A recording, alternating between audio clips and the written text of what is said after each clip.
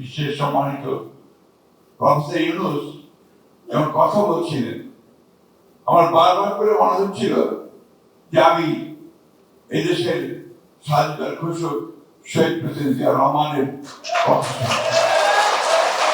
আমাকে সবচেয়ে বিপরীত পরিচয় করে দেওয়া হলেও আমি নিজেকে কিন্তু এখনো আক্তারদের সঙ্গে মনে করছি। জীবন লড়াই সংগ্রামের মধ্য দিয়ে বড় হয়েছে এবং এখন লড়াই করে চলেছে।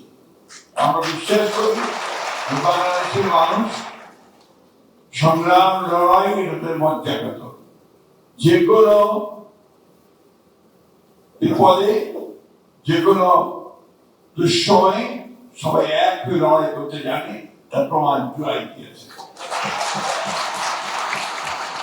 গত পরশু ইউএস বাংলাদেশ একটা বিজনেস ফোরামের সভা হচ্ছিল। সেখানে আমাদের সম্মানিত, সকলের সম্মানিত, বিশ্বের সম্মানিত প্রফেসর ইউনূস যখন কথা বলছিলেন, আমার বারবার করে মনে হচ্ছিল যে আমি এই দেশের স্বাধীনতার ঘোষক শহীদ প্রেসিডেন্ট জিয়া রহমানের কথা।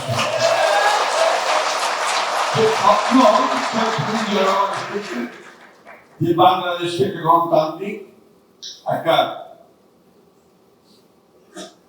সমৃদ্ধ এবং দুর্নীতিমুক্ত একটি বাংলাদেশে পরিণত করবেন, তার সমস্ত কথাগুলো সেই সভায় প্রফেসর ইউনূসের কথা কি বেরিয়ে আসছিল।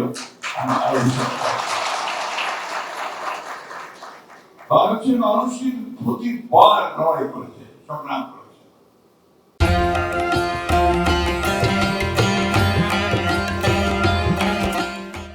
যেদিন থেকে একটা দুঃসহ, একটা দানবীয় একটি শাসক গোষ্ঠী বাংলাদেশের উপর চেপে বসেছে, সেদিন থেকেই বাংলাদেশের মানুষ লড়াই শুরু করেছে।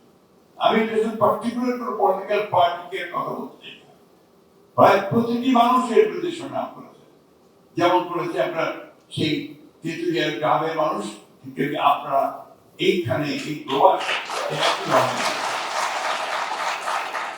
মধ্যপ্রাচ্যে যারা আপনার বাংলাদেশের উন্নয়নে বলুন, প্রতিটি কাজে বলুন, যে সহযোগিতা করছে, সেটাও সম্প্রদায় দিয়েছিলেন শহীদ প্রেসিডেন্ট জিয়া রহমান।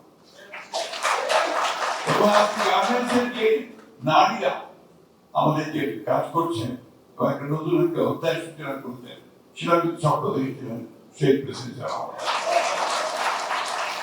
একজনের শাসক ব্যবস্থা থেকে বহুদলীয় গণতন্ত্র এবং একই সাথে মুক্ত সমাজ, একটা আপনার মুক্ত সংবাদ প্রবাহ, freedom of speech, freedom of press, এগুলো স্বপ্ন দিয়েছিল শহীদ প্রেসিডেন্ট জিয়া রহমান।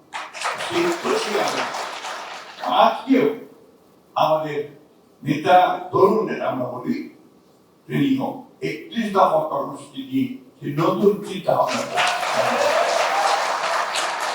আমি একটা কথা স্পষ্ট করে দৃঢ়তার সঙ্গে বলতে চাই যে আমরা যারা বয়োজ্যেষ্ঠ আছি, আমরা অনেক